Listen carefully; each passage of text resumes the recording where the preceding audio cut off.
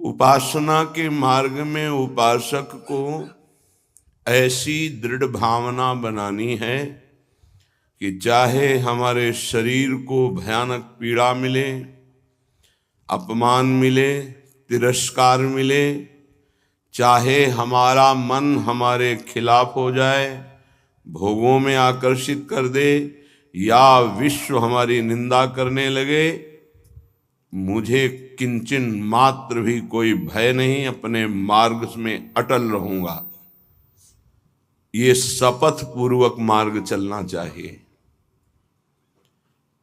प्रारंभ में ही ये शपथ खा लेनी चाहिए, अब मैं प्रभु के मार्ग को नहीं छोड़ सकता, चाहे जितनी पीड़ा दी जाए या प्रलोभन दिया जाए। हर सुख का प्रलोभन माया देगी, प्रभु को नहीं छोड़ना है।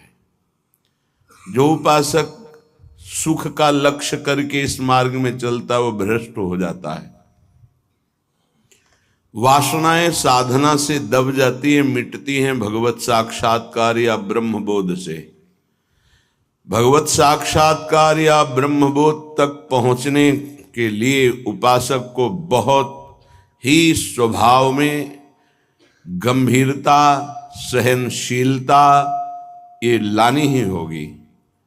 अगर वो गंभीर स्वभाव का नहीं है, अपनी बातें दूसरों से बताएगा तो परमार्थ से वंचित हो जाएगा।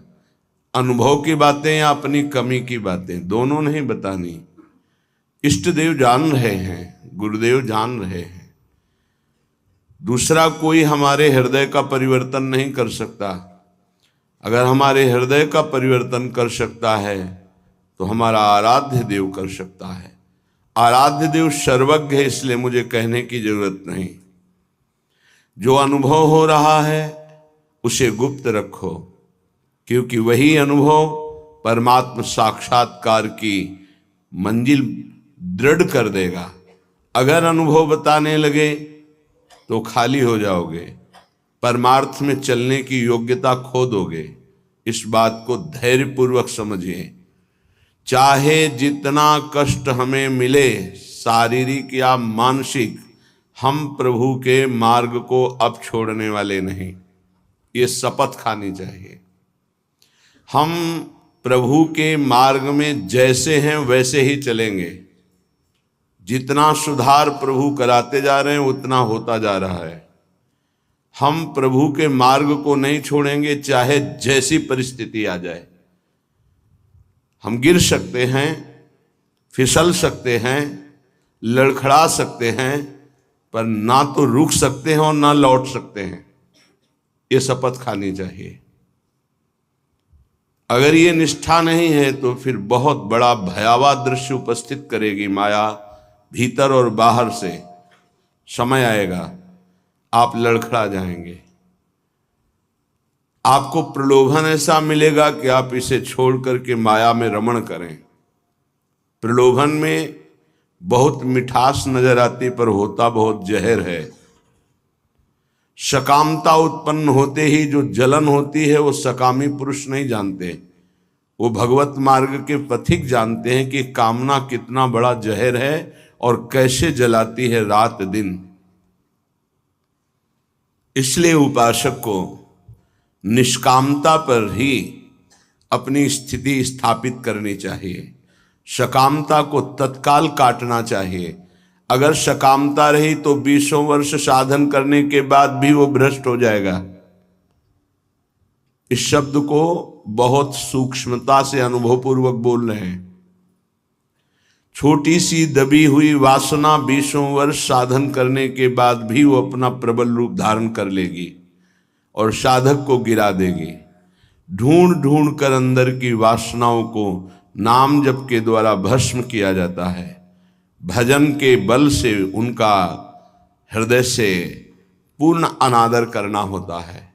अनादर ही उनका नाश है, आदर करना ही अपना नाश है। बस ये ध्यान रखना है। सकामता ही हमारा पतन है, निष्कामता ही हमारी स्थिति है। धैर्यपूर्वक सहन करना ही यात्रा है। सहन न कर पाना, टूट गए या प्रलोभन में आ गए तो इस मार्ग से गिर जाएंगे।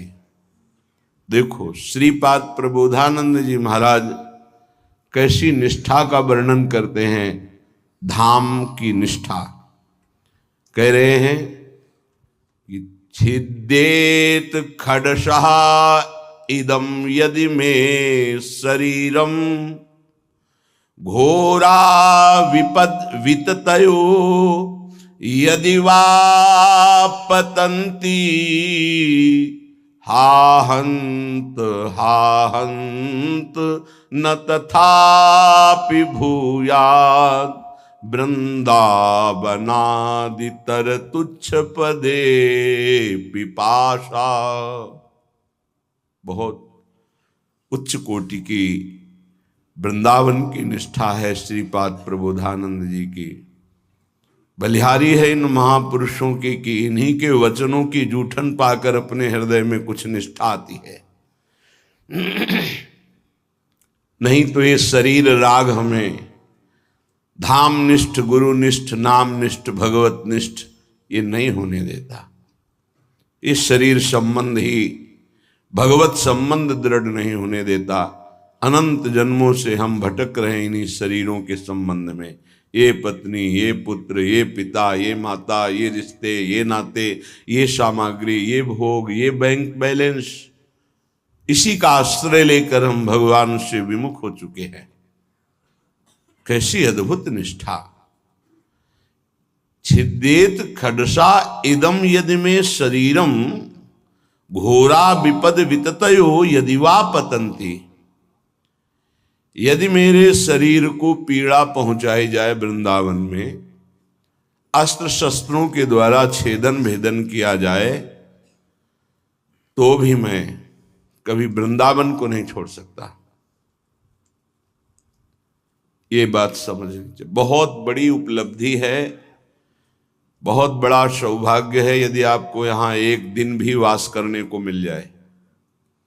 फिर जिनको आजीवन वास मिल गया है तो दुर्भाग्य है कि वो प्रिया प्रीतम का चिंतन नहीं करते हैं, सत्संग नहीं सुनते, श्री जी की लीलाओं का गायन चिंतन नहीं करते, व्यर्थ में समय नष्ट करते हैं। दिव्य कृपा हो गई वृंदावन वास की, पर उसका लाभ नहीं ले पा रहे। वृंदावन बसिके इतनो बड़ो सयान, जुगल चरण के भजन बिन निमिष न दीजे जान। पलक झपकने के समय को निमिष कहते हैं। इतना भी समय प्रिया प्रीतम के भजन से अगर खाली गया तो हमारा दुर्भाग्य है, हानि है, विपत्ति है।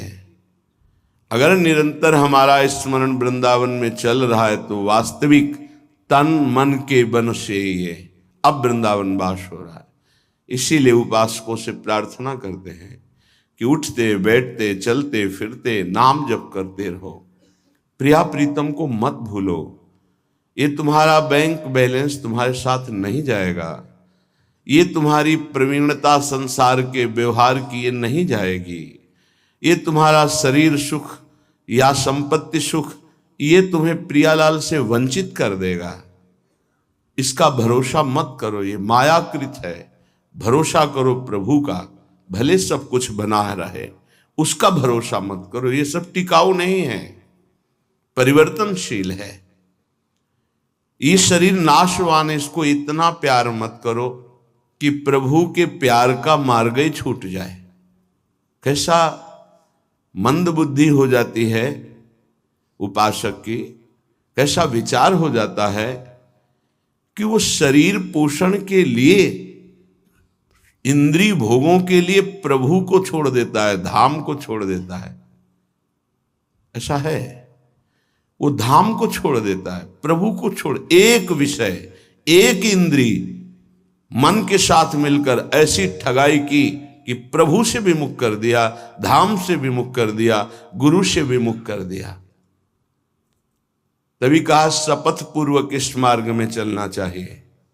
हम तो आए नहीं, हमें लाया गया है। यदि लाया गया है तो अब समझ में आया कि मेरे ऊपर कृपा हुई तो मैं शपथ खाता हूं कि अपने प्राण त्याग सकता हूं, लेकिन अपना मार्ग नहीं, पक्का। पर आजकल शपथ भी ऐसे ही खा ली जाती है, उसकी सत्यता, उसका निर्वाह करना बहुत कठिन हो जाता है। प्रतिज्ञा, शपथ, ये सब में खवाई जाती है। अगर किसी भी डिपार्टमेंट में है तो उसको शपथ खवाई जाती है। आप ये गुप्त बात कभी किसी को नहीं बताएंगे, आप ऐसे चलेंगे, आप राष्ट्र की रक्षा करेंगे, आप शपथ खाइए कि धर्म पूर्वक, सत्य पूर्वक अपने राष्ट्र के लिए प्राण समर्पित करेंगे। आप तो परमार्थ के प्रतीक हैं, अनंत ब्रह्मांडों के स्वामी के चरणारविंद के समीप परम पद प्राप्त करना है, तो आपको तो शपथ खानी ही होगी। क्यों? यदि शपथ पूर्वक नहीं चलोगे तो आपको माया भ्रष्ट कर देगी। शपथ पूर्वक चलने पर है कि गिरूंगा, लड़खड़ा जाऊंगा, लेकिन पैर से नहीं चल पाऊंगा, तो घसील के चलूंगा, लेकिन चलूंगा प्रभु की तरफ ही। अर्थात बिल्कुल योग्यता न रह जाने पर भी हम प्रभु के ही मार्ग में रहेंगे। हमको प्रभु से अब कोई अलग नहीं कर सकता। ये निश्चय करो, इसमें बहुत बड़ी सामर्थ्य है। यदि हम परमार्थ को स्वीकार किया है, चाहे गृहस्थ में हो चाहे विरक्त में हो, अब चाहे हमारे शरीर को काट दिया जाए तो भी अंतिम समय हम राधा ही बोलेंगे। हमारे जीवन का उद्देश्य प्रभु ही है। श्रीधाम वृंदावन की वास की निष्ठा का परिचय दे रहे हैं ध्रुवदास जी। खंड खंड होए जाए तन, अंग अंग सत टूक, वृंदावन नहीं छाड़ियो, छाड़ी वो है बड़ी चूक। बड़ी चूक। ये जो बाहर से भक्तजन आते हैं, इनके ऊपर श्री जी की कृपा है, पर आपका दुर्भाग्य हो जाएगा यदि इनसे आप घनिष्ठ अपनापन कर लिए। घनिष्ठ संबंध श्री जी से और श्री जी के संबंध से इनसे संबंध, डायरेक्ट हमारा कोई संबंध नहीं होना चाहिए। श्री जी के नाते से है, श्री जी के संबंध से है। एक बहुत अच्छे ब्रजरज सेवी महात्मा इसी संबंध में चूक हो गई। कुछ लोग बाहर से आए, ऐसा कभी किसी को नहीं करना चाहिए। बाहर से आने वालों को, उनके 500 शुगर थी, बहुत अच्छे ब्रजरज सेवी और सरल स्वभाव संतों का हो जाता है, क्योंकि हमारी स्वामिनी का स्वभाव है अत्यंत दयालु, करुणामय, सहज, सरल। किन्हीं किन्हीं संतों का बाहरी स्वभाव नारियल की तरह होता है। नारियल ऊपर से कठोर होता है, वो अंदर से देखो तो बहुत मिठास वाली गिरी होगी, उसमें मीठा जल होगा, पर बाहर से कठोर रहता है, नीरस रहता है। ये स्वभाव होना ही चाहिए। निर्विकार परम पद की प्राप्ति के लिए हर साधक का स्वभाव इस नारियल की तरह होना चाहिए। बाहर से नीरस, जटिल, कठोर, अंदर से सुकोमल। अगर बाहर से सुकोमल हो गए तो मारे जाओगे, इस मार्ग में मारे जाओगे। बाहर से रुद्र दृष्टि, हृदय ममता शून्य, हृदय ममता, निर्ममो निरहंकारा सम दुखा सुखा क्षमी, श्री भगवान का आदेश है। निर्ममो निरहंकारा। यदि परम पद की तरफ कदम बढ़ा रहे हो तो सोच लो तुम्हारा मार्ग क्या है। निर्ममो निरहंकारा, किसी से कोई ममता नहीं। वो आए और प्रार्थना की कि आपकी 500 शुगर है, ये किडनी फेल कर सकती है, ये दिल फेल कर सकती है, लीवर फेल। अच्छा, हमारे यहाँ बहुत डॉक्टर बढ़िया हैं, ले चलते हैं, 10-15 दिन सेवा करेंगे, आप स्वस्थ हो जाएंगे, फिर आ जाइए, दवा बन जाएगी, चलती रहेगी। उन्होंने स्वीकृति दे दी। वो नहीं वापस आए, वही शरीर पूरा हो गया। आप लोग बाहर से आते हैं वृंदावन लाभ लेने के लिए। अगर आपको श्रद्धा है और कोई संत बीमार है तो यहीं उसकी व्यवस्था कीजिए। उसको बंबई, कलकत्ता, दिल्ली ले जाने की कोशिश मत कीजिए। उसने अपने जीवन को श्रीधाम की रज में दिया है, कष्ट से पीड़ित होने के कारण, प्रबल निष्ठा ना होने के कारण हो सकता है वो हामी भर दे, तो आपको नहीं ले जाना है। वो कहे भी तो नहीं ले जाना है, नहीं महाराज हम यही व्यवस्था करेंगे आपकी, तब तो आपकी सेवा मानी गई। आप उनको धाम छोड़वा दिए तो कौन सी अमरौती पिला देंगे आप? क्या मृत्यु पर विजय आप दिला सकते हैं क्या? श्रीधाम वृंदावन दिला देगा। हाँ ये है कि रजोपसेवी प्रियालाल के चरणारविंद के कहीं भी शरीर छूड़े, वो तो प्रिया प्रीतम में स्थित है, पर वो लाभ जो हम लोग याचना करते हैं कि जय श्री भट्ट धूल धूसर तन यह आशा और धार, कुछ विशेषता है, पक्का मानिया इस रज में शरीर छोड़ने की कुछ विशेषता है, मान लोगे तो जान जाओगे। तभी कह रहे खंड खंड होए जाए तन, अंग अंग सत टूक, वृंदावन नहीं छाड़ियो छाड़ी वो है बड़ी चूक। यहां कह रहे हैं छिद्देत खडसा इदम यदि में शरीरम, घोरा विपद विततयो यदि वा पतंती। यदि धार वाले अस्त्र से भी मेरा शरीर काटा जाए तो मैं वृंदावन का कभी त्याग नहीं कर सकता कि भाई वृंदावन में तो बहुत दुख मिल रहा है, अब तो चलते हैं यहां से। शपथ पूर्वक इसीलिए कहा है कि अगर शपथ पूर्वक नहीं रहोगे तो बड़ी विचित्र दशा है। हमारा धाम और धामी श्यामा श्याम बड़े कृपालु हैं, यदि आप जाना चाहते हो रोकेंगे नहीं, और नहीं जाना चाहते हो तो कभी जाना नहीं पड़ेगा, किसी भी कार्य के लिए नहीं जाना पड़ेगा। ये अपने अनुभव की बात कह रहा हूं, किसी भी कार्य के लिए नहीं जाना। और आपने निश्चय किया है कि बाहर जाकर ही हमारा काम चलेगा, तो पक्का बिना बाहर जाए आपका काम ही नहीं चल सकता। और आपने निश्चय किया है कि श्रीधाम वृंदावन नहीं छोड़ूंगा चाहे मर जाऊं, तो हर व्यवस्था जो तुम बाहर से नहीं कर सकते घर बैठे हो जाएगी, क्योंकि स्वामी जी के चरणों में स्वयं अनंत लोकों की सिद्धियां लुटती रहती है। विश्वास, धैर्य, सहनशीलता ये चाहिए इस मार्ग में। अगर सहनशील नहीं हो, विश्वास नहीं है, तो फिर आप टूट जाओगे, कितना कष्ट सहूं। आपको विश्वास दिलाते हैं इस स्थान का विशेष प्रभाव है धाम का, कि यहां विशेष कष्ट प्रभावित नहीं कर पाता। कलह कलेश न व्यापह ईठा इठौर विश्व ते न्यारी। यहां कष्ट भी आएगा तो बहुत सीमित रूप रखकर आएगा, वही बाहर जब आपके ऊपर प्रभाव डालेगा तो बड़ा भारी दुख होगा।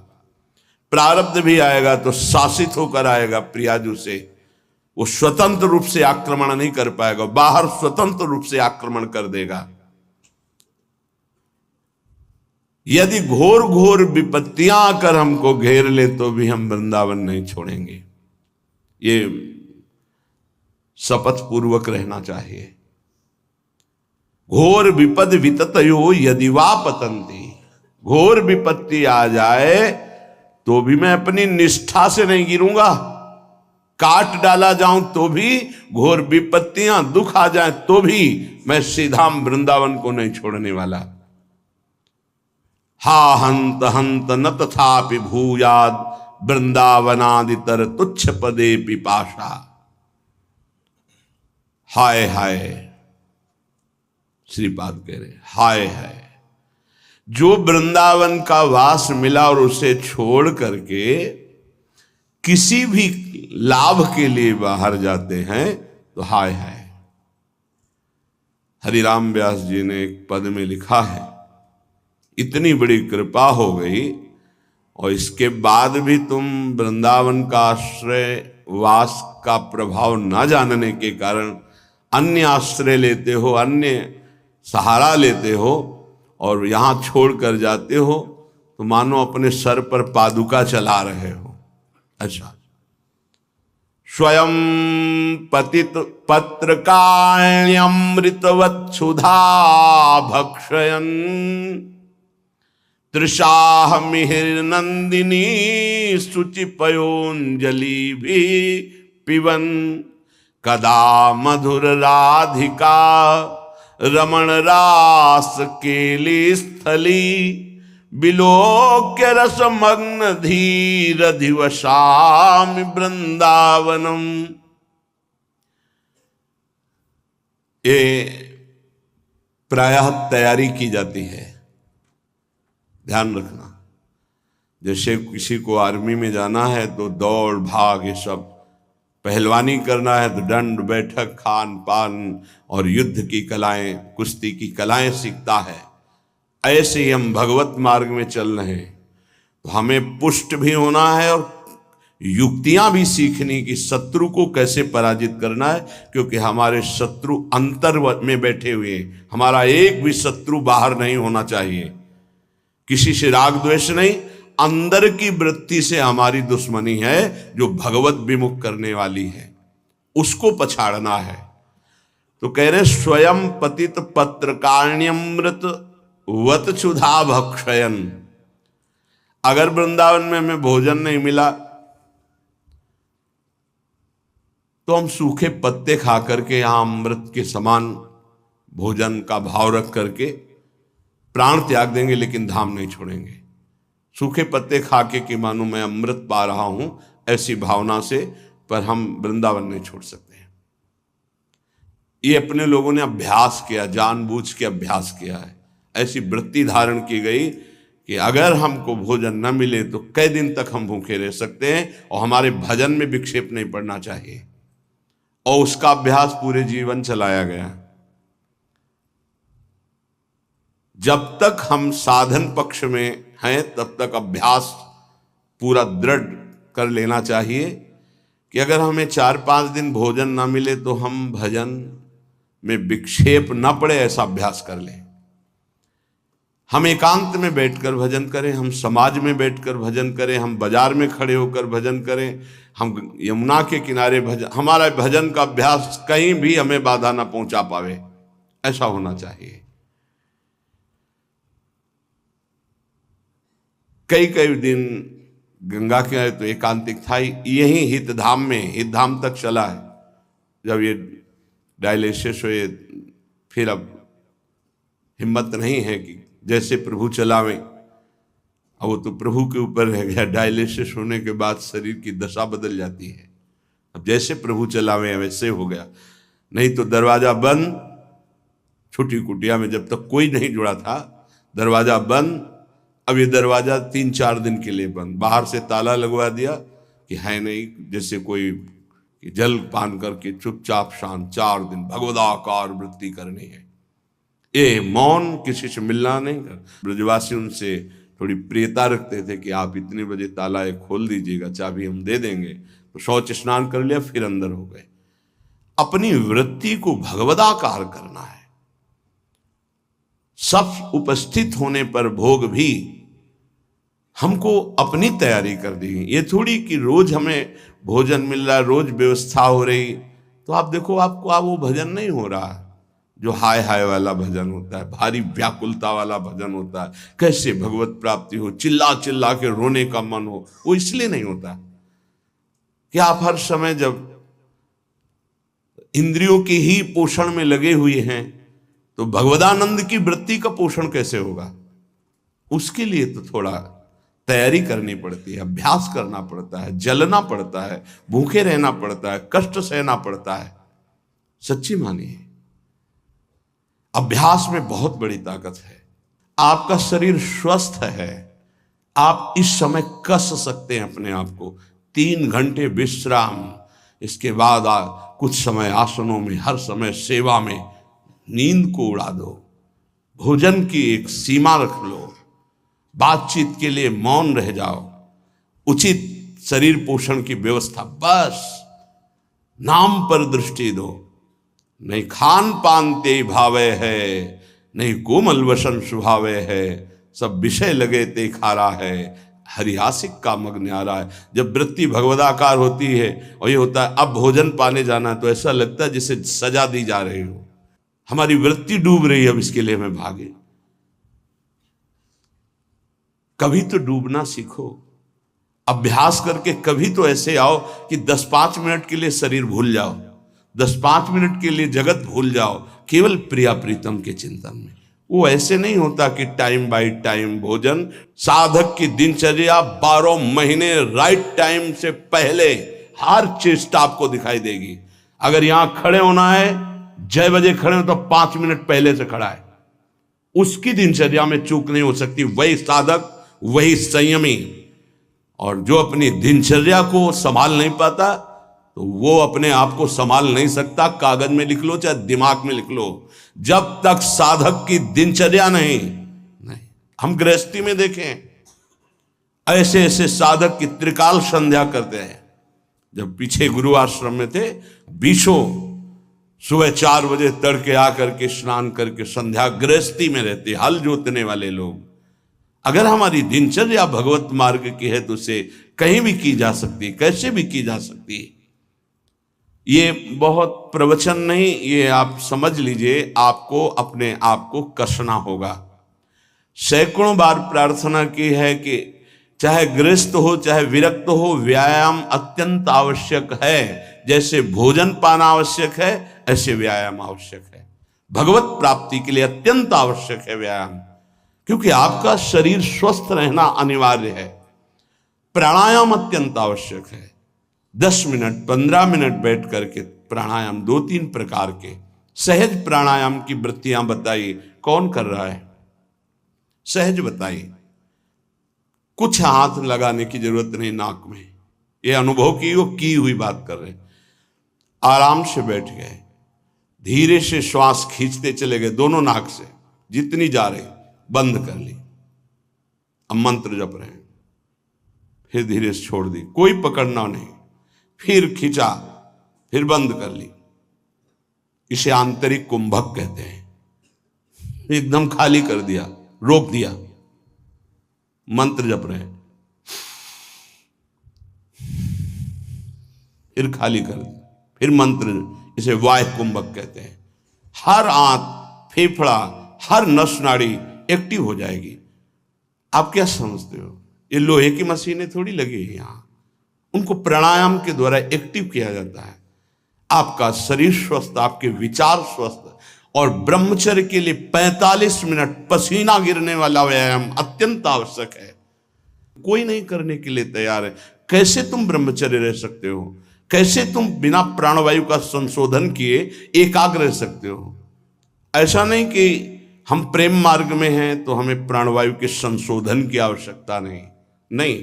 हमने पूज्य गुरुदेव भगवान को देखा, अटारी में जाकर के एकांत में बैठकर वो प्राणवायु का संशोधन कर रहे हैं।